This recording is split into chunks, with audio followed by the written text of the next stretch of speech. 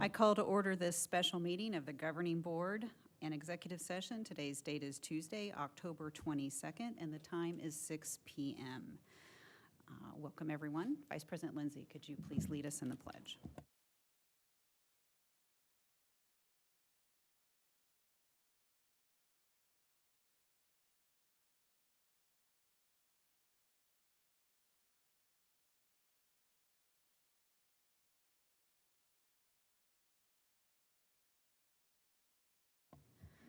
Thank you.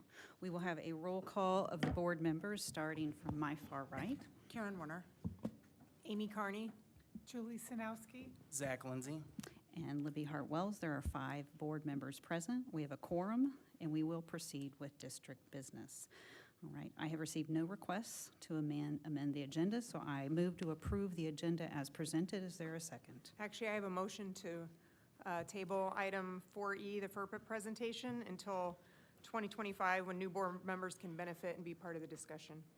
Second. A motion, that was not a motion. So you seconded my motion, so we have a motion and a No, second. No, she made a motion. Sorry. So we have a motion and a second on the agenda as amended to remove the FERPA presentation. All those in favor, please say aye. Aye. Aye. All those opposed? No. Nay. That motion passes. The FERPA presentation will be moved to the next board meeting. All right, we are going to move to Dr. Menzel's comments. Well, thank you, President Hart-Wells, Vice President Lindsay, and members of the Governing Board. We are in the beginnings of the second quarter, and we have a lot of exciting things that are taking place, but I just want to highlight 2 this evening. One, this is School Bus Safety Week, and if you have an opportunity to check out our website, we have a wonderful video on school bus safety, as well as a podcast with Mr. Jacobson talking about the importance of transportation. And so a little shout out to our transportation team. Thank you for all that you do. And we'll encourage people to check that out on our website. And secondly, on Saturday night, Scottsdale Unified School District will have a strong presence at the City of Scottsdale's 53rd Annual Fall Festival at Chaparral Park from 4 to 7. So if you don't have anything else to do on Saturday night, you want to come out and support the team, it's an opportunity for us to continue to tell our story. Open enrollment starts on November 1st, and we're looking forward to welcoming new students and families into one of our 29 physical buildings and or Scottsdale Online, and we continue to make every effort to help ensure that our community is well aware of all of the choices that are available in Scottsdale Unified. Thank you, Dr. Menzel. We are going to move into our information and discussion items. Our first item is the presentations from our 4 associations. So as they make their way up, I don't know what order they've decided to present. We have a few new leaders among our associations and 1 new association. So as they come forward, they can introduce themselves and then share whatever information they wanted with the governing board. I think we all kind of gave each other a nod here about being going first. Good evening, Governing Board President Dr. Hart-Wells, Governing Board members Dr. Menzel and Ms. Wagner, Dr. Janelle Dansky, President-elect of the Scottsdale Administrators Association. Tonight, we would like to celebrate a successful start to the school year, despite the recent challenges that we have faced with school threats across the country. I'm personally grateful that Dr. Menzel, Josh Friedman, and Sergeant Chris Mendez attended the Arcadia's PTO General Board meeting last month to address questions about school safety following 4 days of reported social media threats. In my time with SUSD, I truly feel that we are one team, and we are fortunate to have the support of central office administrators, as well as our administrator colleagues across the district, with whom we can count on for help, share our expertise, and collaborate to solve problems. I would like to emphasize the invaluable support administrators receive from Margaret Cerna and Dr. Melissa Sakos. In education, the principalship is often described as a lonely endeavor. Building principals are responsible for leading teaching and learning improvement initiatives, working with teachers on instructional growth, ensuring all students are college and career ready, and managing school operations. The mentorship we receive from Ms. Cerna and Dr. Sakos is essential. They support our professional growth as leaders, serve as sounding boards for difficult decisions, and help us navigate challenges with their expertise in this highly technical and knowledge-intensive role. It is worth noting that administrators leave the profession at higher rates than teachers, and when there is principal turnover, the progress made towards implementing a change in a school can stall during the transition. High-quality mentorship makes the difference in helping us persist and ensuring the continuity of leadership in SUSD schools. As building leaders, we are dedicated to our efforts of achieving our district's key performing indicators. We are seeing great things happening in schools across the district as we implement systemic changes to improve teaching and learning district-wide for all. I am currently reading Accelerating Change in Schools, Leading Rapid, Successful, and Complex Change Initiatives, which suggests that even accelerated change takes 3 to 5 years. The shift towards identifying 2 to 3 wildly important goals helps our building leaders focus efforts on what is truly important and allows us to work incrementally toward making meaningful and lasting changes in our buildings that benefit all learners. Our commitment to creating a safe and thriving educational environment is what unites us as we navigate the complexities of educational leadership, and we are thankful to do that as one team. Thank you.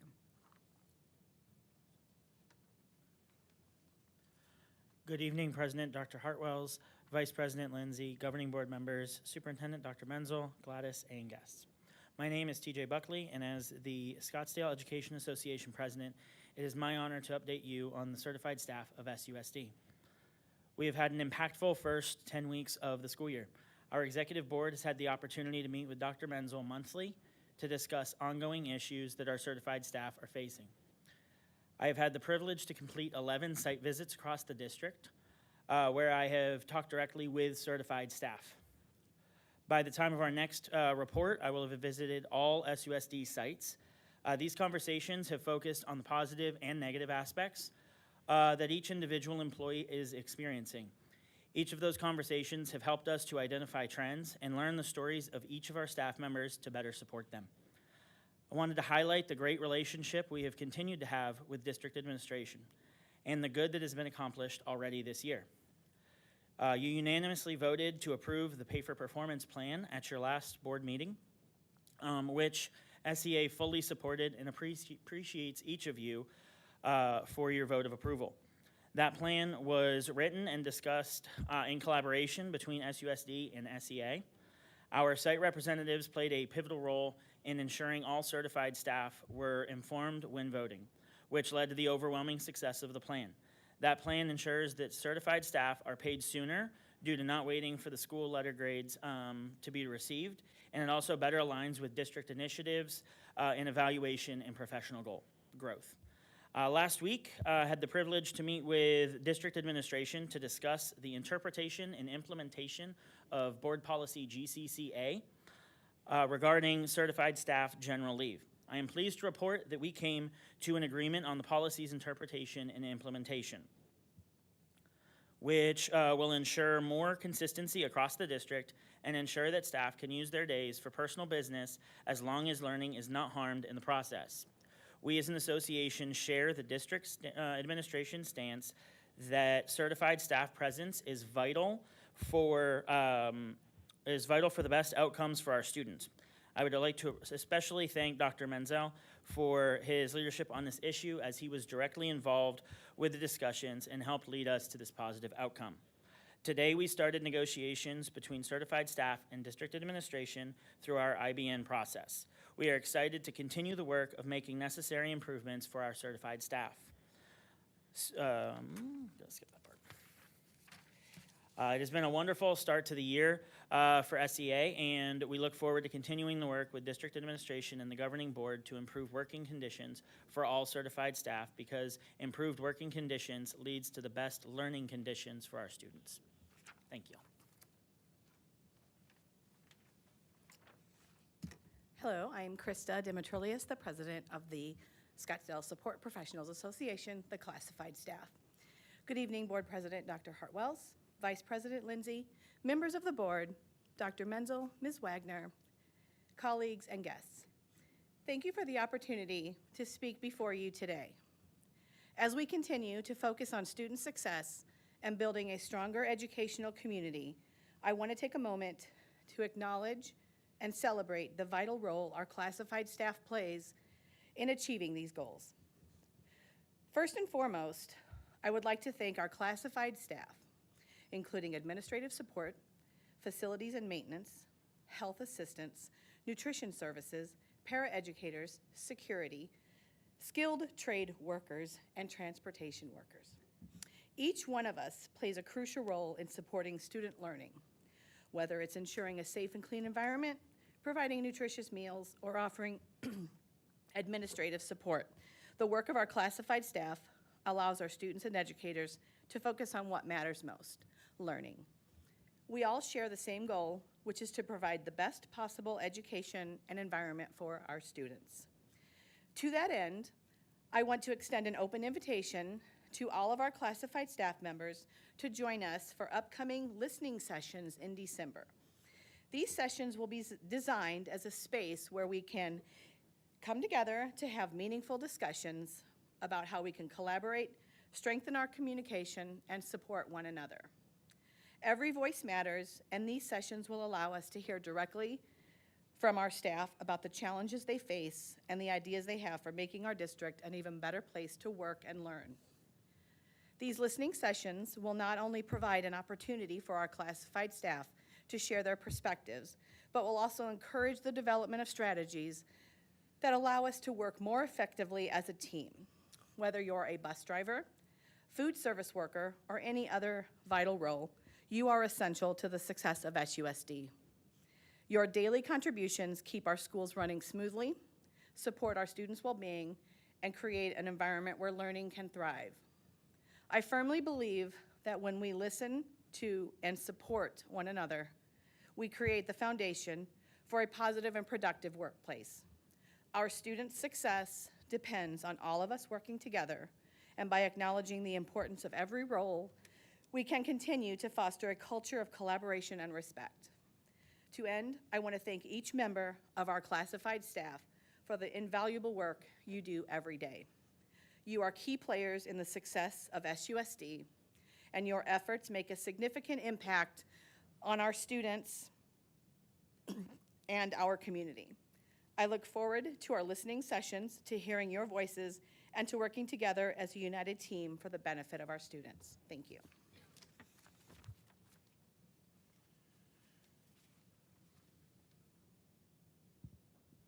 Good evening, Governing Board President Dr. Hartwells, Vice President Lindsay, Superintendent Dr. Menzel, and Mrs. Wagner. My name is Sean Crozier, and I am the proud president of the Scottsdale District Administrators Association. Tonight, I'm honored to address you on behalf of the newly formed Scottsdale District Administrators Association, proudly representing district office administrators and exempt professionals. We encompass a rich tapestry of roles from directors to department and program coordinators, supervisors, managers, and other exempt professionals across various crucial departments, including facilities, finance, human resources, security, education services, student services, CTE, food services, warehouse, and IT. At the heart of our mission is the desire to represent the voices of dedicated professionals who have long contributed to our district's success through our interest-based negotiation process. We are diligently working to craft an employee agreement that aligns seamlessly with governing board policy. This agreement will not only enhance our ability to serve our district, but will ultimately benefit the true focus of our efforts, our students. We eagerly anticipate presenting this agreement to you for consideration in the near future. Moreover, we look forward to collaborating closely with our fellow associations. Together, we aim to ensure that SUSD remains a beacon of excellence, attracting and retaining the highest caliber of professionals through the IBN process, in concert with the district's strategic plan and focusing on our wildly important goals. As we collectively strive to elevate excellence, we're wholeheartedly committed to nurturing collaboration at every level of our district. We firmly believe that by joining hands from the classroom to the district office, we can cultivate an environment where every student not only thrives, but soars to new heights. We're profoundly grateful to the board's recognition of our association. We stand ready and eager to contribute our unique perspectives and expertise, all in service of elevating the already impressive standards of excellence in the Scottsdale Unified School District. Thank you for your time, your trust, and your unwavering support of students and their education. Together, we will continue to make SUSD a model of educational excellence as we elevate excellence because kids. Thank you. Thank you very much to all of you. Those are excellent, and it resonated with a lot of those words. Thank you very much. Board members, do you have any questions or comments for any of our presenters? I see none. So I just want to thank again for all of you for your leadership, not just among your colleagues, but also here in our district. All right, we will move on to our next item, which is, all right, Ms. Crozier, the M&O override, item 4B, the M&O override, district additional assistance override and bond fiscal year 2024 report, which is required by state law. Yes. Ms. Crozier, the floor is yours. Thank you.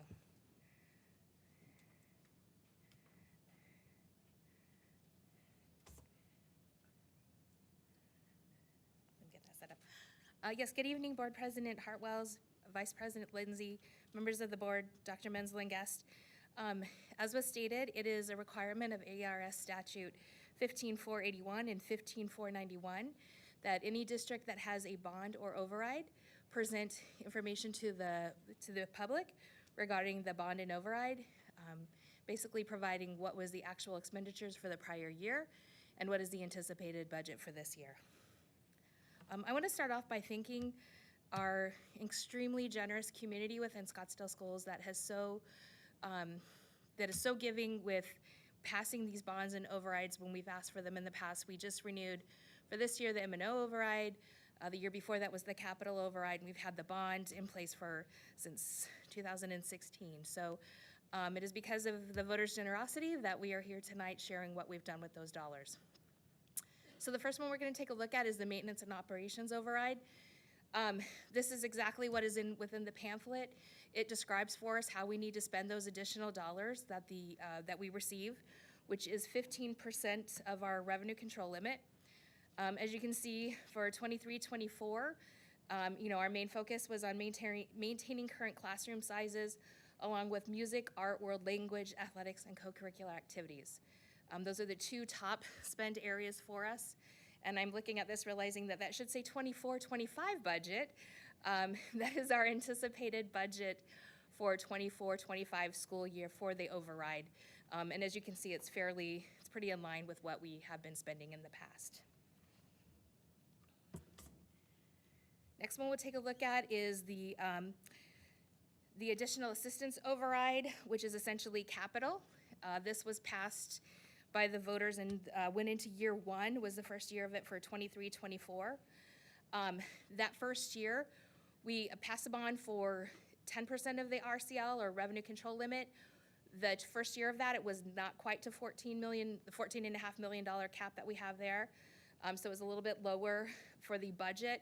As you can see, for 23-24, we spent $11.8 million. We're really focusing on developing plans on how to spend those dollars, so we're not carrying over the amounts that we had been. You will see we did carry over several million this year. Part of that stems from projects that just weren't completed, that we started, but maybe things weren't received by June 30th. And so we carry those dollars forward. I am excited to say one of the things we've really done with our capital override is look at how we can utilize our dollars more so and get that bigger spend. So with the furnitures, fixtures, and equipment, we really focused this year on, instead of allocating more out to the schools and piecemealing our furniture, we did one very large district bulk purchase and saved a considerable amount of dollars, and we're able to purchase even more, have a higher purchase power with that. For this next year, the 24-25 year that we're in right now, we did, with the 10% of the RCL, reach the $14.5 million. So that, assuming our RCL stays what it is or higher, means that we will be at that 14.5 moving forward, but it will never be more than the 14.5 million. And again, we continue to look at how do we make sure that we're utilizing all of those dollars within the year that it's allocated and bring down those carry forward dollars. But that budget that you do see there does include the allocation for this year as well as what was carried over from last year. You can see the main focus of that area is really within school and district technology, one-to-one devices, those types of things. So that's just how that budget is allocated. It's, again, pretty similar to what the actual was as well. And then the last one is our bond. Our bond is slowly coming to an end. This has actually been, I think, a little bit longer period between bonds than what we would normally do. But we had the joy of COVID and mixed in, which slowed things down considerably. But as you can see, within those 3 areas that the voters approved, we have put in considerable amount of money into renovating our schools. We are all done with those full rebuilds, big renovations, trickling down to just the smaller projects still at the campuses. Put in a lot of safety measures, cameras and other safety measures at our schools, and then purchased some additional buses and vehicles with that. So for this year, we're down to about $3 million. I anticipate by the end of this year, we will have that money spent, and we'll wrap up that particular bond. I did want to share, this is how some of the bond money was spent this last year. I know it's not as fun as the great big beautiful rebuilds like at Pueblo and Cherokee and Hohokam and Kiva, all these other schools. But a couple of the projects that we were able to do this year with some of those bond dollars, focusing on what are some of the smaller projects we can do, is the Laguna Makerspace. I wish I had a picture of what this room looked like when Miss Bengola asked me to come over to her school last year and showed me her makerspace for that school. Was just a horrendous mess of stuff. And so thankfully, Dennis and his team were able to go over there, pull together some things. I think this must be as soon as the project was done, because there's nothing moved in there yet. But much, much better use of that space, much more beautiful, more storage, so that looks fantastic. Again, I wish I'd had a before picture, because this is considerably better looking for them. So great space for the Laguna STEM program. And then this is pictures of the Desert Canyon Elementary outside gym space. And again, really trying to create some really beautiful spaces. I know it gets hot here for a part of the year, but there's some things that we can do with the shade and adding some great outdoor spaces, because we do have a lot of months throughout the year that it is quite beautiful outside. So this is just a couple of the projects that we were able to do with the bond. Like I said, we're really getting down to that life cycle, buying those last couple buses and finishing up some last remaining projects at the schools. So with that, happy to take any questions. Thank you, Ms. Crozier. Board members, any questions or comments?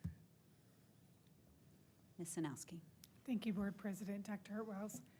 Shannon, how do the employees and how does the community have input on some of these decisions, things that need to be renovated or updated? Thank you. Yes, Board Member Sanowski. For most of the bond projects, we have had a bond committee that has kind of dwindled down now as we've really gotten to the very end of those projects. But from 2017, when we really got going on the bond, throughout this process, it's made its ebbs and flows. But we've had a committee of people who look at what are the projects, how's it being spent. The pamphlet really directs how we spend those dollars. There's some flexibility in it, but the pamphlet really directs that. But that bond committee has been looking at it at times every single purchase order out of bond to look at how that's being spent and then give direction on that moving forward. And this information is also available on our district website, correct? Yes. We do have on our district website, we don't have the interns and facilities as long anymore, so I'm not sure. I think it's pretty up to date, but on our district website, we have a page about bonds and overrides, and there's, for the bond, the transparency that they put out there, the pictures, you can see down to the detail of how much was spent at every school and every project. So that is still out there on our website. You can go and look at that and drill down to it's down to the PO number and how much was spent with each vendor in there. So there's lots of great stuff, far more pictures that encompass the entire span of the bond versus what did we just do last year with bond. But yeah, lots more information on our website.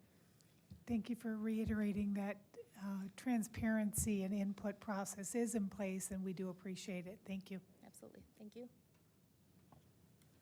All right, thank you, Shannon. I will just echo the Laguna Makerspace. So I have volunteered in that before the renovation, and this is stark contrast. So thanks for all of that, that good work, and it looks outstanding. I can't wait to see it, actually. Yeah. Great. Thanks, Shannon. All right, we're going to move on to our next discussion item 4C, first read governing board policy IHAMD regarding instruction and training in suicide prevention.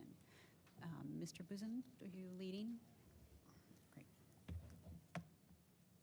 Good evening, Board President Dr. Hartwells, Vice President Lindsay, members of the board, Dr. Menzel, and Mrs. Wagner. This was a request by Board Member Sinowski, and we put this together for the policy IHAMD, Instruction and Training in Suicide Prevention. Suicide prevention and training is a statutory requirement. The specific request that we received was for safe storage of firearms. That's not statutory.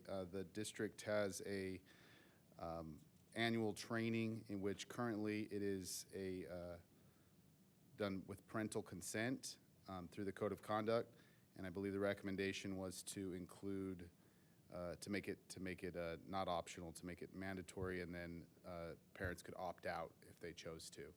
And so I just had to make a couple of underlines. I'm told I have to drive this and speak, which I can do. So you can see here the couple of edits that we made. I'll just read it for the benefit of the community. Age-appropriate education related to firearm safety shall be provided by a district school resource officer or retired law enforcement officer to students in grades K through 12 at least annually, with notice to parents and guardians of ability to opt out. So that would be the change, and that's the suggestion. This is for a first read. We would intend to bring this back for a second read at the next board meeting. Thank you, Mr. Buzan. Board members, are there any comments or questions? Ms. Sinowski. Thank you, President. Dr. Hartwells, I'd just like to make a comment on this. This request is an attempt for us to be proactive to educate our students on an issue that could potentially be life-saving. So I feel this is really important, and allowing parents to opt out of it.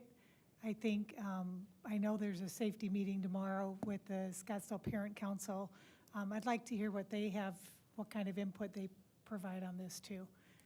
I think this is really important. Thank you. Thank you for bringing it forward. Thank you, Ms. Sinowski. Any other comments or questions? Ms. Carney. Thank you. I'm just wondering why we're bringing this forward now when parents have already signed the informed consent for this school year, and so this wouldn't be able to take place until the 25-26 school year, in which we'll have a new board at that time. Well, we're bringing it forward because it was a request by a board member. By policy, all board members can request for an agenda item or a policy amendment. With regard to how it would be implemented this school year, we have had discussion about that. We did some research, and I think there are 13,000 out of our total 20,000 students roughly that have consented to the training. So, roughly 7,000 would, I guess, have another option to opt out potentially. But those 13,000 would be signed up for it anyway. They've already consented. Obviously, the district wouldn't want to force it on anybody who has already chosen to opt out. I think it could be treated as an opt-out. Does that answer your question? Yeah, I'm just wondering about changing policy now when we're already, I'm just wondering why this is coming forward now. Because, like I said, the parents have already had the informed consent for this school year, so it seems like this would just need to wait. Why would we change policy in the, in the middle of a school year once the informed consent was already signed, is my question. The timing is my question. Ms. Sanowski, would you like to comment? Yes, thank you, President Dr. Hartwells. The intent is, as we should be showing up every time we meet, is to improve our processes. And we are focused on kids, and the safety of our students should be our number one priority. With all these hoax that have been happening in our community, I feel it's really important for this training to be put in place as soon as possible. As we do with any of our policy implementations, the moment it's passed, I believe, then it becomes effective unless it's stated differently. Yeah, I agree with that, and I'd also state that the administration would take the steps to implement the policy that the board adopts. Dr. Menzel, would you like to comment? So the 25-26 enrollment application starts December 2nd, and the firearms question would be listed at that time. So if we didn't adopt the policy change now, the current practice would be what was going forward. If the change is made now, then we would make that shift for when the enrollment period for 25-26 opens. Alternatively, there could just be a grandfather this school year and have it commence the next school year, right? I mean, that's possible too. I'd like to just make two comments really. I appreciate that, yes, going back to parents in the middle of a school year for anything seems rather administrative lift. But also, we just came off a raft of the very upsetting threats to schools. So I think the timing is in part precipitated by the circumstances of what we've lived through, which have nothing to do with an election or when a new board rolls around. Also just comment, because this is the second time you brought this up, Ms. Carney, we are all here until December 31st, and at least my work ethic is to not bow out until the end. Thank you, Mr. Buzon. We're going to move on. Item 4D, first read of the high school planning guide for the 2025-2026 school year. Dr. Dodds, Karen. Good evening.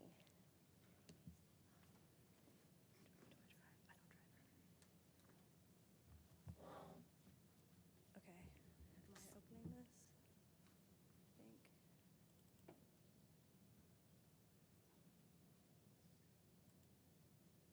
I don't use this. Okay. Well, good evening. Hello, Dr. Hartwells, Vice President Lindsay, members of the board, Dr. Menzel, Ms. Wagner, those of you present this evening and those in the crowd as well. Dr. Sakos, to my left, and I are here tonight to share with you the first read of the proposed 25-26 school year high school planning guide. The work of the High School Planning Guide Committee has been designed to align with and support our SUSD strategic plan and our key performance indicators. Specifically reflected tonight, the recommendations we will bring forward are in alignment with academic excellence and our KPI of increasing the percent of students across demographics, including underrepresented populations enrolled in college-level courses, AP, IB, dual enrollment, as well as culture and climate, specific to the KPI of ensuring equitable opportunities for girls and boys in upper-level physical education courses in the high school planning guide, such as sports conditioning. Our KPI specific to this goal includes the study and consultation of existing courses and student enrollment by course. We have begun this work. This fall, Dr. Sakos and I have been able to work with Michelle Irvin, our coordinator of fine arts and physical education, Nathan Slater, our athletic director, as well as athletic directors from neighboring school districts to begin to gather that baseline information on our courses, content, and enrollment. The information that we bring forward to you this evening are the outcomes of the work of the High School Planning Guide Committee. This is a robust committee that meets regularly. We've been meeting for the past 8 weeks. We meet Monday mornings at 8 a.m. to much chagrin of some of our committee members. They love me at 8 a.m. on a Monday morning. But the committee is comprised of assistant principals of education services and a counselor from each of our 5 high schools and Scottsdale Online. We also have Representation from CTE, ELD, special education, gifted education, our content coaches, members of our SIMAR team as well. They are really important to our work with ADE compliance and corresponding course codes. Collectively, this committee seeks input for courses, design course proposals and correlated scope and sequence plans. They consider curricular resources, and they critically evaluate the recommendations being made and the impacts for schools and student learning. We also review sections of the planning guide for revisions, typos, and updates. And I will tell you, I can't tell you how many eyes have been on this. I think there's 30-some people on our committee. Each person has 2 eyes, plus everybody else in this building. And I saw a typo today. So we really try so hard. Allocating this much time, though, for meetings, it really can be challenging, and I'm so grateful that those who are here this evening, those who are in the cloud, those who couldn't be here, thank you for your time, because to have people from every school and to even have the ability to cross-train a counselor and an assistant principal to be sure we get information back to our schools is so important for that constant communication between our committee and our campuses. We also work with our finance team. We love Shannon's department and Trish Ricard. We usually do work with them in the spring. Last year we started in the fall. We continued that again this year. So while Trish's name isn't on the list, she certainly is someone we have been working with, and we will bring final fee schedules forward to you. You'll also notice this year on our committee membership, we have some names with a little asterisk, like Bernie Fritz, Digital Innovation Coach, and Stephen Paluch, our Web Content Strategy Manager, and Nathan Slater. This year, we really have tried to elevate our planning guide, and we're going to end this evening with a demo of a digital planning guide that Stephen will be a partner to me for, but it's really important that we're able to work with other folks who can lend their skills to help us in the work we do as well. So thank you to the 3 of them for jumping in. In our 4 years working together on Planning Guide, Dr. Sakos and I, kicked off really by Melinda splitting my first year here, have helped me to understand the process of High School Planning Guide, and we've been utilizing your feedback. I think you're gonna see some glimmers of things that you've said as I've presented to you, to really make sure we're getting as much stakeholder input as we can in the Planning Guide process. So this year, in an effort to reach a broader community, I want to highlight that we utilized a great tool that we love, our SUSD source. So this year, in our September edition of the Academics blog, we promoted the High School Planning Guide process, the importance of the collaboration between all of our stakeholders, in hopes of maybe somebody reading it and clicking on the link that would take a community member to the Google form to recommend a course. We also worked with our APs of Ed Services and counselors and coaches to get information out to our campuses. And this year we had 59 submissions from students or staff about courses that they would be interested in. As a committee, we reviewed those, and when we looked at them, we actually noticed that some of the courses already existed on the campus that the student attends, or maybe there was a specialty program that was at another school. So we saw this as an opportunity for, with our counseling services, with our teachers, to really help kids know, like, you could hop on a shuttle and go to another campus or start your day somewhere and end your day somewhere else. So we think this is a neat opportunity for us to continue to counsel kids and advise them for the courses that they're really interested in and make sure it gets on their schedule. We also had a Let's Talk submission for driver ed, and some of you maybe attended your high school and you took driver ed, so we talked about that, and we actually also worked with Christine Bono in Community Ed. This has been something that they've also considered as an enrichment connection with our partners in the community. Something that we learned in this process was that Community Ed found that when reaching out to vendors who offer driver ed, they didn't need us to help them build their businesses. They already had families coming to them, so we would be kind of the middleman, and then the company would have to charge more money for the families. So instead, maybe some promotion to get people aware of services that are available to help their teens learn how to drive, keep us all safe on the road. We did receive 7 submissions for course proposals in this process. That's where teachers or students work together, design a course that they want their assistant principal or counselor or academic coach to bring forward to the Planning Guide Committee. We are going to bring forward to you tonight 6 for your consideration. So with that, a few that we are bringing forward are CTE, a new course, Business Management, Advanced E-Commerce, and Retail Fundamentals, as well as Foundations of Business Management. We think that this is a great alignment to our strategic plan and our goals of pathways for students as we support them in their high school and career pathways. Many of you I know already know about the exciting news of the Fire Science Academy. This is an EVIT signature program that will be facilitated through Coronado High School. We also have a new course being recommended for AP Human Geography.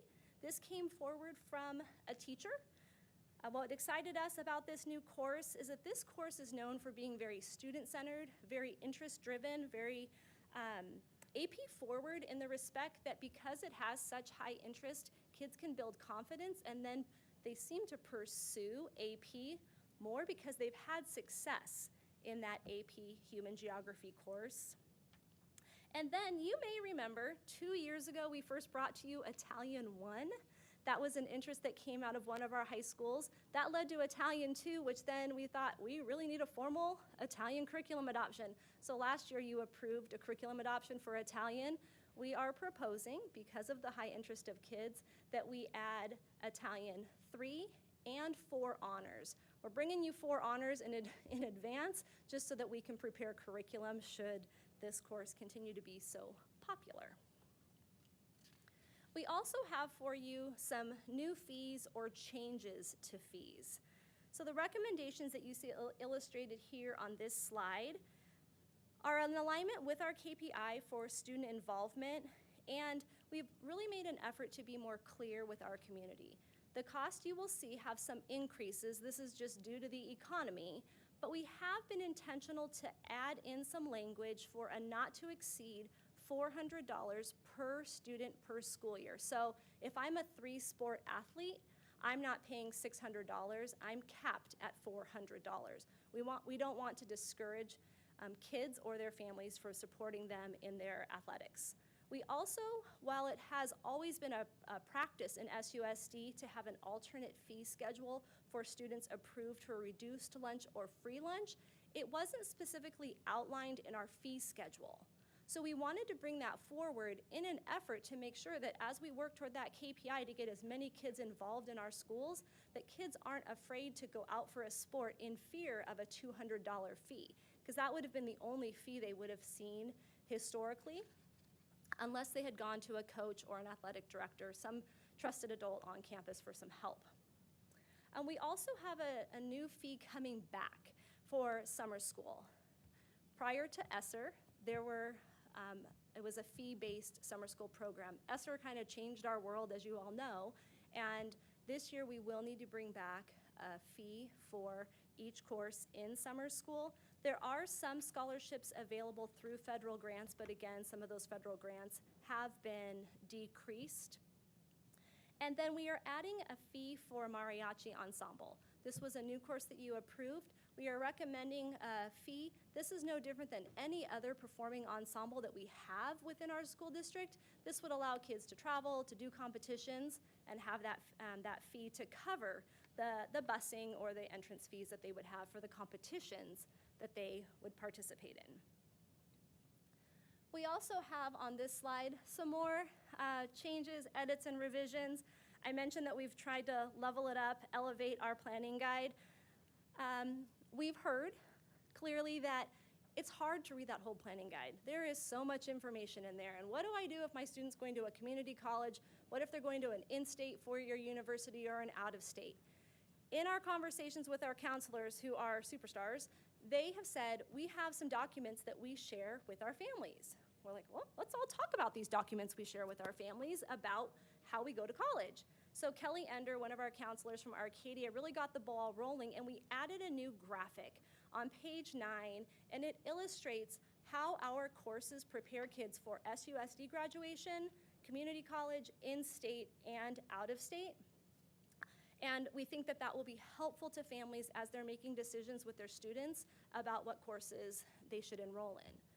We also, in listening to our partner Stephen over in communications, we've been working hard to be consistent. Stephen likes consistency. So we made some changes to all of our graphics. So that's where Bernie, who was an asterisk on our committee, Bernie helped us to change all of our flow maps, if you will, for every single content course, where year one, everything in year one is green, consistently throughout the planning guide. Everything year 2 is red, everything year 3 is blue, everything year 4 is purple. These are also ADA compliant so that anybody can access that on our digital guide or the website. We also made a shift in some courses available through CTE. Again, in alignment with our strategic plan and our KPIs with internships, there were some courses within CTE that were a double. So those are just becoming internships rather than the standalone course, because that's what it was serving. It was serving as a work-based learning opportunity for kids. So you'll see like CMAS 3, that already had an existing internship, so that internship will take the place of that CMAS 3. Also, while I won't read every bullet that you see here on this slide, I do just want to highlight a few things that we changed in our planning guide. You may recall my first year here in 2021-2022 school year, we recommitted to our community the conversation about class rank and the Latin honor system for academic recognition. So we have changed some language in our planning guide. The planning guide said, beginning with the class of 2025. They're here. This is the class of 2025. So as all of our students are working in the planning guide, all of our kids coming in are going to be recognized with the Latin honor system for academic recognition. So we eliminated the language for class rank because that will no longer apply to students in our schools. We also made some language shifts related to e-learning. So we have an incredible e-learning program, courses I should say, available for kids in our schools. We also have those same courses brick and mortar. So sometimes we're finding that kids are choosing the e-learning when the brick and mortar is available on their campus. We've changed the language from 2 e-learning courses to 1. That was intentional. If for a circumstance a student would prefer the e-learning, they can certainly work with their principal and their counselor to take that additional e-learning course. But we did think that the brick and mortar would be an important recommendation, but not eliminating a child's ability to take an e-learning course. And I also want to draw attention to the third from the bottom bullet, where it's special education. In special education, we removed the language for LRC, and that was in the advisement from our representatives from our special ed department. Adam had talked about that we don't call out specific SPED programs throughout the planning guide. So instead, this change reflects the course options and the structure for learning that students would be involved in. So LRC is still a school program, but it's not called out as the course in the guide. Not noted on this slide, but I do want to draw mention to, just kind of like we finalized the fee page and the index once the planning guide is approved, there is another page in the planning guide that we work with Ms. Wagner and Mr. Buzan for non-discrimination.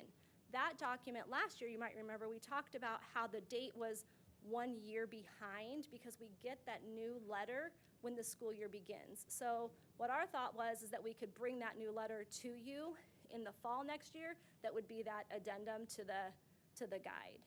The letter doesn't ever change, I don't believe, other than the date. But we will bring that to you either in a memo, or if you would prefer we bring it forward in a formal presentation, we could. So, one of the most exciting parts of the night is Stephen joining me at the podium to show you something that we think will be really user-friendly for our students and our families. The mindset behind this was we want, in everything we do in our school district, to be preparing kids for the career pathway and the college pathway they will pursue. Now, if I'm applying for college today, unlike my day when you waited for that day that your course selection catalog came out on campus and you went and grabbed one and you thumbed through it, kids go online to access their course guides. So Stephen began working with us last summer. We had a small subcommittee who met on their own time in the summer to talk about what would we like to see in a digital guide that could help people understand the courses available for kids in SUSD. So we're going to highlight some search features and some detailed information. We already know that there's opportunities for us to add to, but we thought it would be cool for you to see a preview of the digital planning guide and the features available. So Stephen, if you'll join me real quick.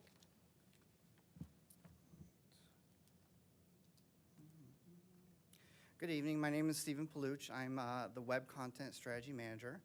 I came onto the district back in July as a boomerang from 2019. So we had the unique opportunity to redesign the website because we were going with a new vendor. So that was my first job. Phase 1 was to get the website up and running, make sure all our schools had the correct information for our parents and our prospective parents.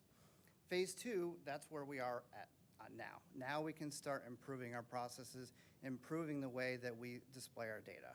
So at right now, let's just say, for example, I wanted to look for English 1. English 1, I'm going to need to open up this PDF. Right now, we're at around 155 pages. I was working on last year's planning guide. However, once you guys approve the next planning guide, then the changes to the digital version will be there. So at this point, I need to go down, and the only reason I know this is because I've looked at this about 150 times. So if we go to page 43, you can see it's taken a long time, so I'm just going to stop there. If we want to get to that as a parent, a prospective parent, and then I'm going to take an anecdote that Dr. Dodd said, a student. How is a student not knowing what they have at their school? So if we look at I'm going to zoom out so you can see a little bit better here. So everything on this digital guide is approved, is in the PDF version. So anything that I do on here has already been approved. I'm just taking these pixels as data and moving them around, making them much more accessible and ADA compliant. Many of our graphics, many of our old guides were not ADA compliant, and thankfully for Nick, we didn't have to worry about that. But now moving forward, I want to ensure everything on this site is compliant. If we scroll down, you can see that every single course subject is on here. The nice thing about this is we can add more better terms for parents. So for example, English, we can have English language development. We can have different versions of things that search to the same thing. So if I click on English, I'm going to immediately get all my English courses. That student could have used the keyword search. That would also bring up their course that they're looking for. You'll notice that each section each academic area has a section in the planning guide. So that is also spelled out on this website. And you can see here, this is an example of one of the digital trajectories. Now, not every trajectory can be converted into HTML just because of its complexity. However, you can see English's was pretty simple. So each one of these courses, as requested by Dr. Dodds last week, we want that to be also clickable. So we want to get people to their data quickly. That way they can get off the website and get back to what they need to be doing. So if they did need to look for English 1, it's in their trajectory. They click on it, it loads, and here's all the information that they would need. All the information that is in the planning guide is present on this area. Some additions that we can add later, textbook links, videos, basically anything you can think of, we can add to this digital version. I did skip over one area I did want to show you. So each one of these areas is clickable, brings up all the information needed. If the course is a fee course, it will bring up a fee schedule for them. And then also, we have a fee website that will have all the fees that people can search as well. So people are making decisions, possibly monetarily, financially as well, for their education. Real-time updates or corrections. Like she said, sometimes we're human, we make mistakes. Corrections can be made on the fly. I can make corrections on my phone if need be. This is a very, very flexible system. This can also be used by guidance counselors, college and career, and the classroom teachers as well to show their students what they can expect later down the line. A little bit of cost savings.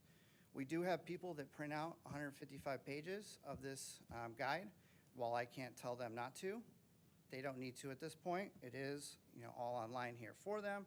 So there is some sustainability and cost savings there as well. And we're just trying to simplify it. Again, like I tell everyone, I don't want people, there's websites like Amazon where they want you to click around for hours. We don't want people clicking around for hours. We want to get them to the stuff that they need, get them off there, get them onto their day so they're studying, parenting, teaching. One last thing I did want to say. I'll never say, as an employee, sometimes people move out of the district.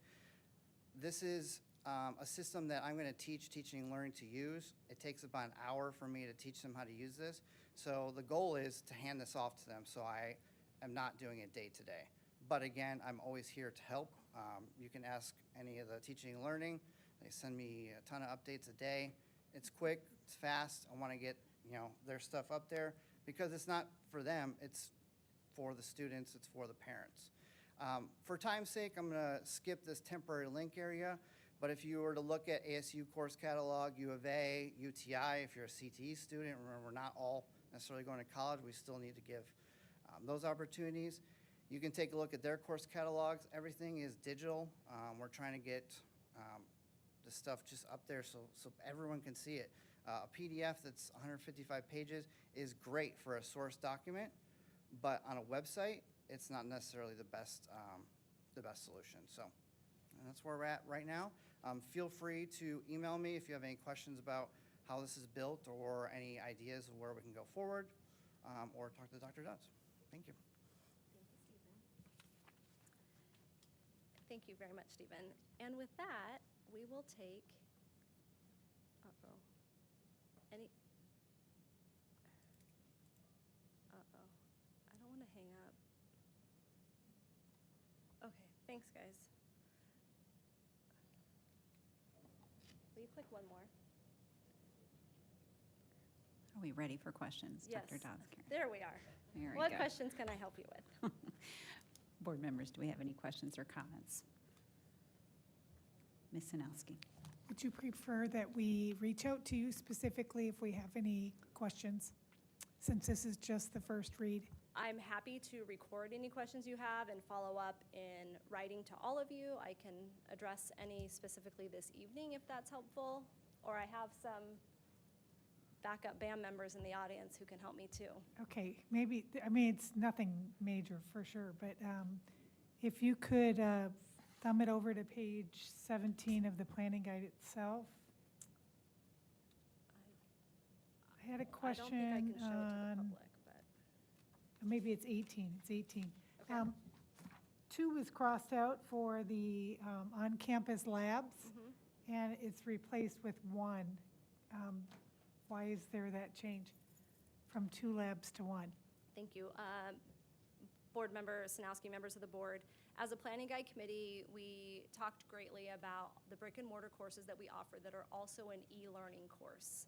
So in being mindful of our current staffing as well as Scottsdale Online staffing and overage staffing, we're trying to be intentional with helping kids stay connected to the teachers who are right there on their campus, and honoring the courses that are available with we have 2 different sets of curriculum. We have our district-approved curriculum, say for Spanish, that you would learn at a given school, and then we have an e-learning Spanish. A challenge we find when students are enrolled in a course, let's say I start my school year out and I'm in Spanish 1, and it's just not working so well for me, and I'm struggling a little bit, or things are just going on, I'm having a hard time getting to first period on time. Sometimes I drop my brick and mortar Spanish class and I take Scottsdale Online Spanish. Those course sequences don't align. So that's what you're referring to when you're saying on-campus lab? Correct. Thank you. Yep.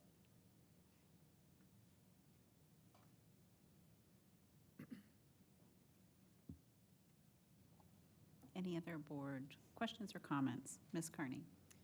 All right, thank you. On that same page, I was wondering why we went from three classes on their home campus for students, and it used to be senior students can take 2 classes, 2 or more on their home campus, and now seniors are required to take 3 classes? Related to EVIT? Yes, I'm sorry, on Yep. EVIT. So I will maybe invite either Melinda Splittig or Amy Downs to the podium to help with the EVIT question. Or you can just give it to us later.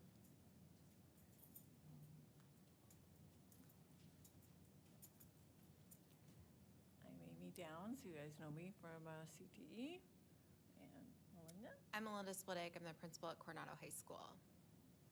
could somebody repeat the question for me? Because my Sure. hearing aids. So for, we're talking about EVIT. The change is that, seniors, students were able to take 2 or more classes on their home campus, and now that was struck and says that they must take a minimum of 3 classes on their home campus. And I'm just wondering why that changed. Well, you go ahead with your. So it actually has to do with minutes and full funding for a student. So in order to guarantee that a student has enough seat time at Coronado or Coronado, Chaparral, Arcadia, at any of our high schools, it's really important that we make sure that those students are on our campuses for 3 full periods a day, or we are not maximizing the funding. So when a student attends EVIT, we actually enter into a shared funding model. And while we get funding back, we need to make sure that we're maximizing that on our end. We also want to make sure that our seniors are really set up for success.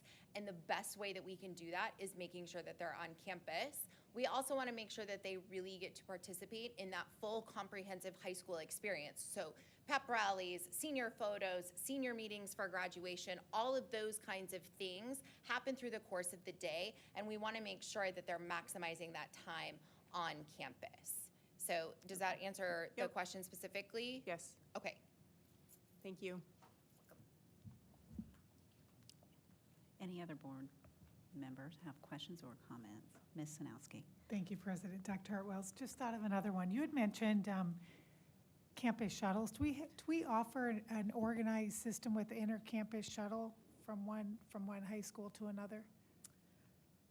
I'd have to look at some exact schedules, but math is a common, where a student might begin at a given school and be shuttled to another campus, depending on what is offered. The same would be happening with something related to culinary or an ACTE program like health occupations. So is it dependent on need, or is it just we offer it, and if kids are going from one campus to another, they have a consistent mode of transportation? It's organized with the student. It's not like we have we don't have our own little trolley. Ollie the trolley doesn't, rotate around. I know some universities have that. That is something that we have seen in other higher ed institutions that we've talked about as a way to respond to kids who are wanting to go from one place to another who maybe don't drive. Perfect. That's what I'd like for us to look more carefully into, offering such a system, or at least for students to know that transportation should not prohibit them from taking a course of interest on Sure. another campus. Yeah. Thank you. All right. I have a few. Okay. You mentioned the mariachi ensemble will have a $40 fee next school year. What is the fee for the other performing ensembles? Is it $40? It is? All right, thank you. What was the analytical basis that was used to arrive at those fee increases? The athletic fees or? All of them. What numbers were used? What financial numbers were used to arrive at all of the fee increases that are being proposed? I will certainly invite a few other teammates up as well, specific to the athletic fees. I'd recommend we put together a memo in response to that question so that we are able to comprehensively answer it correctly versus people trying to answer it in the moment without having That's fine. the ability to ensure that we've covered all of the nuances. I'd appreciate the accuracy, so if that can happen before the next board meeting, that would be great. I'm particularly interested in actually all of them, but the lunch fees. We already have an issue of families not being able to pay for all of their students who need lunches and breakfasts. So I'd particularly like to understand why we'd be increasing those. And then the third and final, want to comment. I love the addition of the digital search capability on the PDF of the high school planning guide. That it's kind of one of those things that you think, really, we didn't have that before? But that's a wonderful, wonderful addition. So I like that very much. So thank you for thinking about ways to improve access to the information for our students and families. I'd like to take that one step further and just ask, have you thought about doing just a 2 to 3 minute tutorial on how to use that search capability so that's fully maximized? Would that be possible or plausible? Yes. Okay, great. All right, with that, thank you very much for all of everybody's hard work of the committee. It's a lot of good energy there. So thank you very much. Very exciting changes. Thank you, Dr. Dodds-Karen, for your leadership. All right, we're going to move on to the action items 5A, approval of the sex ed, human growth and development proposed course of study. Dr. Menzel. Well, thank you, President Hartwells, Vice President Lindsay, and members of the governing board. Back in January, you appointed a committee to tackle this opportunity to review and revise the option for our parents to opt in for their students to get sex education compliant with Arizona statute. I want to begin by thanking Dr. Karen Benson and the members of the committee for all of the hours spent reviewing the curricular options. We've held the requisite 2 public hearings. We've responded to questions. And the proposal tonight before you is that we approve the choosing the best curriculum as presented at prior meetings. Dr. Benson is here if we have any questions, but we believe in Scottsdale that it's important for parents to have choice and to own the opportunity to access high-quality instructional material for their children. Because this is opt-in, we believe that it is the best way to ensure parental choice. Thank you, Dr. Menzel. Are there any additional questions for Dr. Benson? Seeing none, I move to approve the sex ed human growth and development proposed course of study. Is there a second? Second. Moved and seconded. All those in favor, please say aye. Aye. Aye. Any opposed, please say nay. That motion passes 5-0. Thank you again to all of the committee's members and their good efforts. Moving on to action item 5B, second read and approval governing board policy BBBA regarding board member qualifications. Mr. Buzan.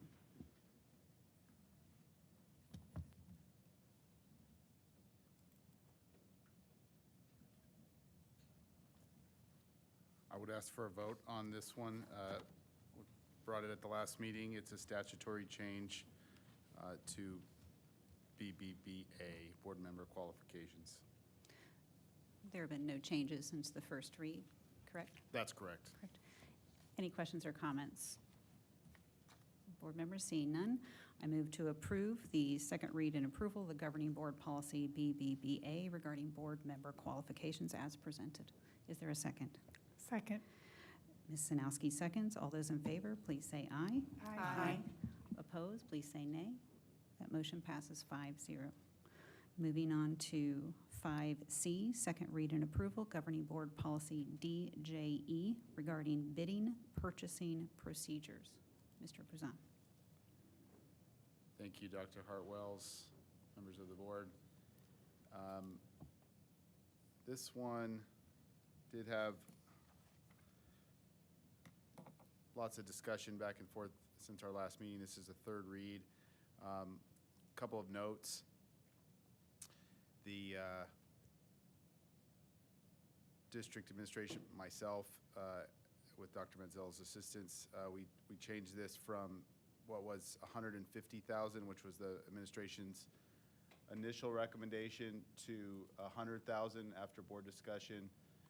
So all procurements of $100,000 or more would need governing board approval. Same thing for purchases from cooperatives of $100,000 or more. This was included as by commodity or contract number in your board packet. On board docs, there is a sample example of what that would look like. I know that Board Member Carney has had some questions about that. I would invite her to make any amendments or suggestions that she has, if she chooses to do so. Late this afternoon, I sent a email which included 2 different policy suggestions, but there was an amendment, a suggestion from Board Member Werner that would amend this last sentence in the ratification procedure. Let me just get the language correct. So in the email,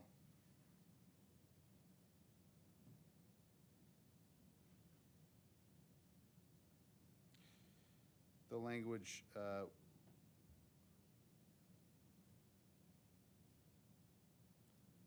actually, it's in this last sentence here. The superintendent shall provide a detailed account of all expenditures made within the authorized limit to the board and public each month. And then the addition would be, and ratifications will be included in the board agenda for public view.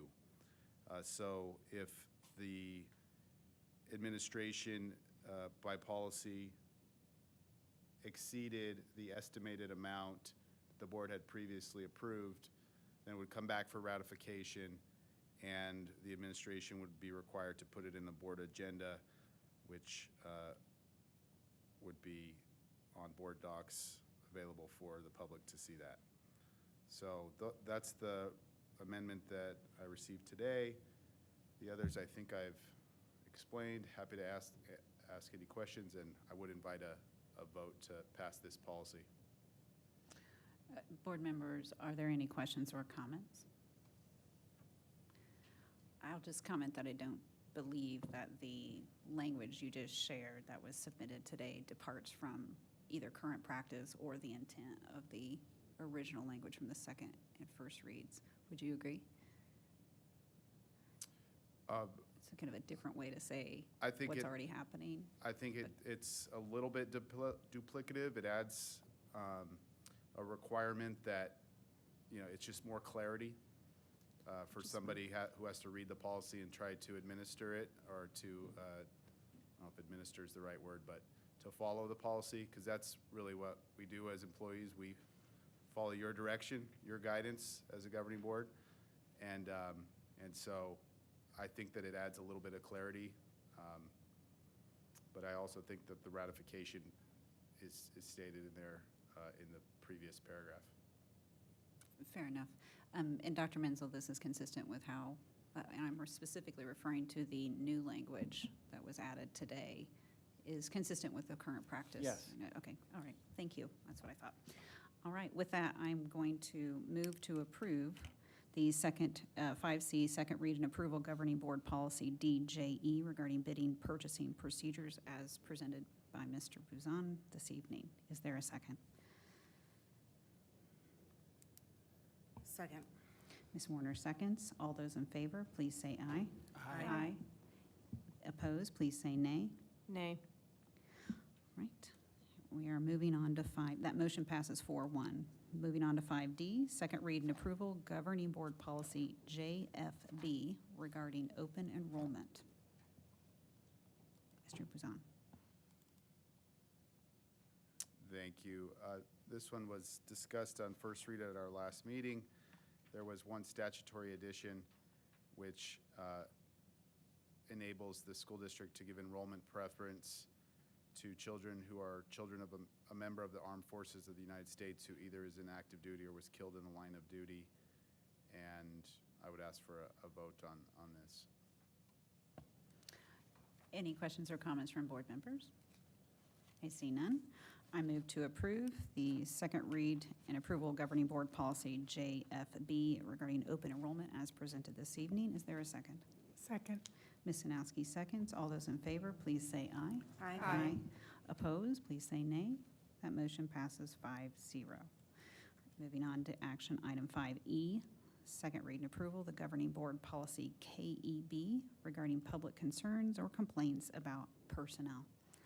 Mr. Buzan. Thank you. This is our second read of KEB. There was one additional suggestion, which I sent to the governing board in the same email that I sent the DJE amendment to. Dr. Hart-Wells had suggested on Friday, and this is my mistake for not including it in the info sheet. It was sent on Friday, but it would ultimately delete this last sentence of the third paragraph, and instead of saying the employee shall not be required to answer to complaints pled against the school district or governing board, it would state, the superintendent may dismiss any such complaint pled against an employee if the superintendent determines in good faith the complaint is primarily directed either directly or indirectly at the school district as a whole or at the governing board. So I think the intent there is pretty clear, which is to make it so that complaints against personnel are part of the KEB process and not complaints against the school district or the governing board, because the recourse for that is either public comment or elections. Board members, are there any questions or comments?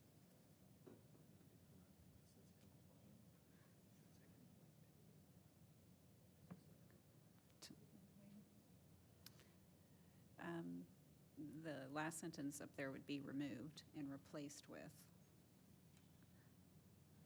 and the replaced with language should be spelled correctly. Compliant versus should be complaint, which is what Mr. Buzan read, but it's written as compliant. Yes, no typos, please. Okay. All right, I move to approve, I hear no comments. I move to approve the second read and approval of the governing board policy KEB regarding public concerns, complaints about personnel as amended by Mr. Buzan this evening. All those, is there a second? I second that motion. Ms. Sanowski seconds. All those in favor, please say aye. Aye. All those opposed, please say nay. Nay, no. That motion does not pass, 2-3. Moving on to the approval of cooperative agreement between Choice Partners Cooperative and Scottsdale Unified School District. Thank you, Mr. Buzan. I believe Ms. Crozier, were you going to speak to this one?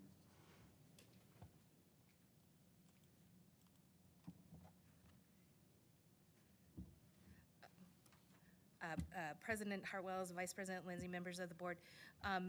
This is literally requesting another cooperative. The reason behind it is so we can buy Tyson chicken.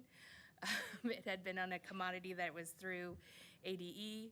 For minor technical reasons, it was not included in that. However, you have to order chicken well in advance. And so this is just to make sure that we have those chicken nuggets in the class or in the food services and have our Tyson chicken to be able to provide our students.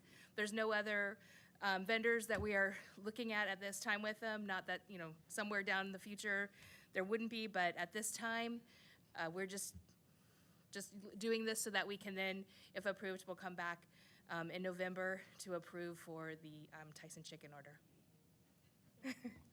All right, the chicken nugget action item. Exactly. Any comments or questions? It's just a chicken. It's just so we can get some chicken. All right, hearing none, I move to approve the. I'm sorry, my light's on. Ms. Kearney. Thank you.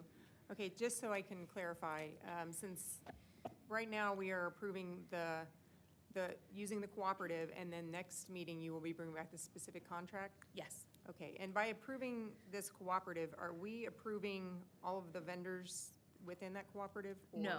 This is just saying that as a district, we can use the Choice Partners cooperatives that are out there. We would bring, depending on what the dollar amount is, we would bring any of those future ones back to the board if they were over $100,000 based off of the policy that was just approved. But so future purchase, if we were using them for something, it would come back. Okay, so just with the new policy that changed that just went into effect, I just want to clarify, so Hop Skip Drive is under this cooperative? We're not agendized for that one.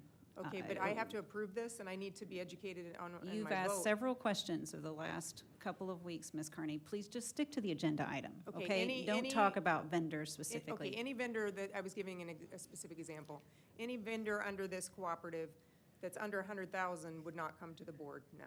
Based off the new policy, no.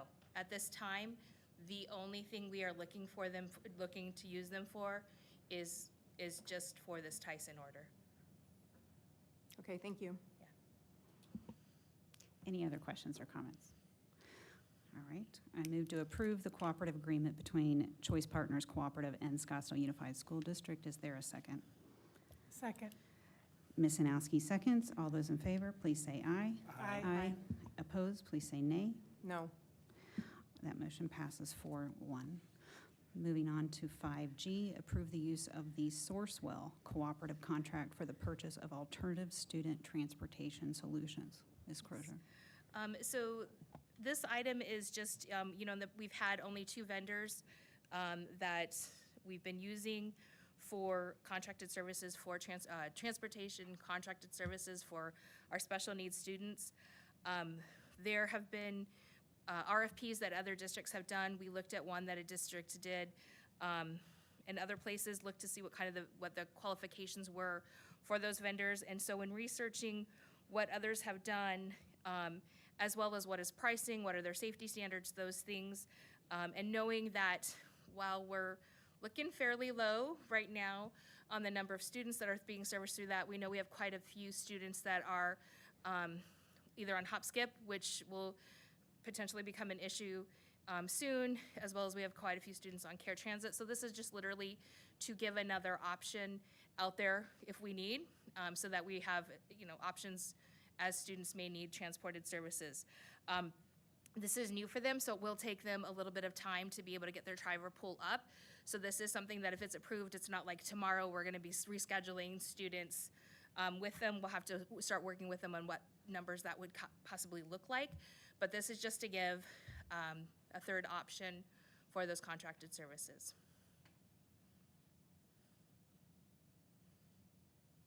Board members, are there any questions or comments?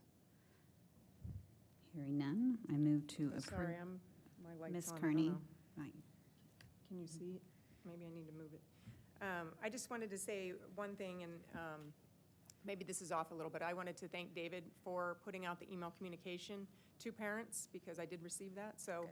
I wanted to say thank you for, to listening to what we were asking, and that you did send emails out to parents of special education. So I just wanted to say thank you for that. And just to update on that, our intent is to do that quarterly, so that we're quarterly reminding parents of if you do have changes or things that you're not gonna make it for that day, please make sure you cancel with the service. So Yeah, we'll make that sure was that those great. go out So more thank you. frequently. Absolutely. Are you done, Ms. Carney?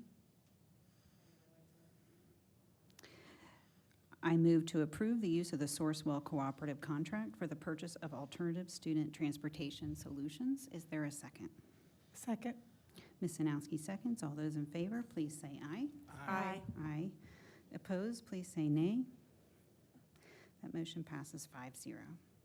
Moving on to our last action item, approval of the parking license agreement between Scottsdale Unified School District located at Tavon Elementary School and KFH Santo LLC. Mr. Buzon or Dr. Menzel? We're happy to answer any questions. This proposal was brought forward by the business owner with a need, and we have an asset that during the times that they have a need could be used, and so this is a revenue opportunity, and we think that it makes sense as a good public-private partnership. Board members, are there any questions or comments?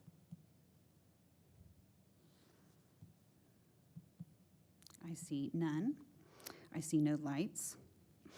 Therefore, I move to approve the parking license agreement between Scottsdale Unified School District located at the Tavon Elementary School and KFH Santo LLC as submitted this evening. Is there a second? Second.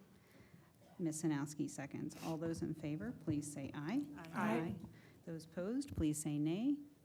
That motion passes 5-0.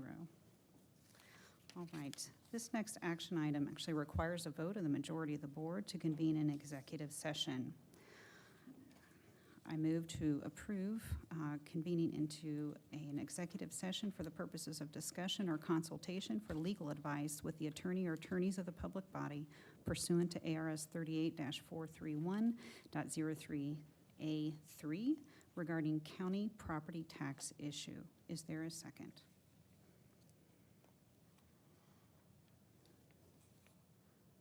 I'll second that. Ms. Warner seconds. All those in favor, please say aye. Aye.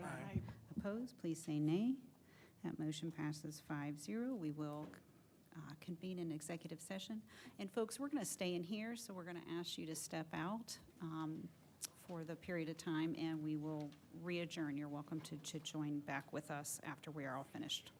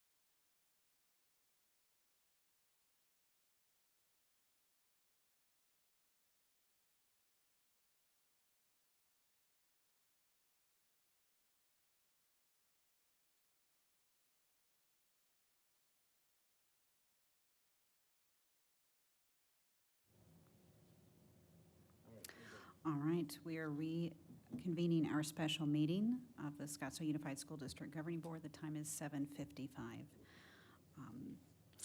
Our action 9A, I move to approve the filing of a notice of claim regarding the county property tax issue with a budget not to exceed $10,000. Is there a second? Second. Vice President Lindsay seconds. All those in favor, please say aye. Aye. Aye. Any opposed, please say nay. That motion passes 4-0. All right, we're going to move to adjourn. I move to adjourn this special meeting of the governing board. Is there a second? Second. Ms. Sanowski seconds. All those in favor, please say aye. Aye. Aye. All those opposed, please say nay. The motion passes 4-0. The time is 5:56. We are adjourned.